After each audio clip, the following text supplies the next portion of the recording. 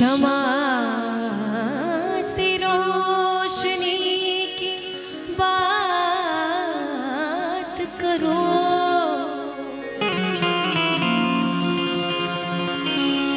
जीने वालों तुम्हें खुदा की कसम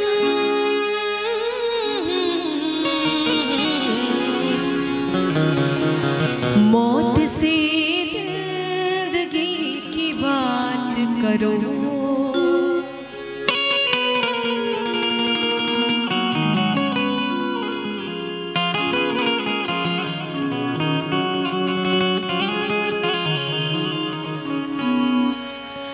चांदी जैसा रंग है तेरा,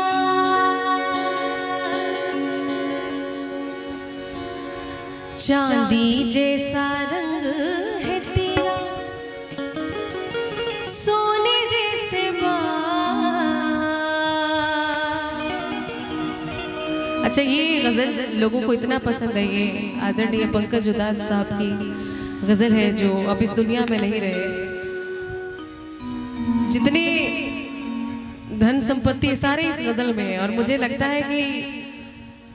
अगर जितनी इस गजल में धन की बात हो रही है तो हमारे भारत की आर्थिक व्यवस्था जो इतनी कमजोर है, चांदी जैसा रंग है तेरा, सोने जैसे बाल,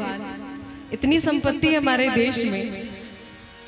ये हमारे भारत में ही पॉसिबल हो सकता है। इतनी सारी उपमाएं दी जाती हैं इम्पॉसिबल, लेकिन भाव है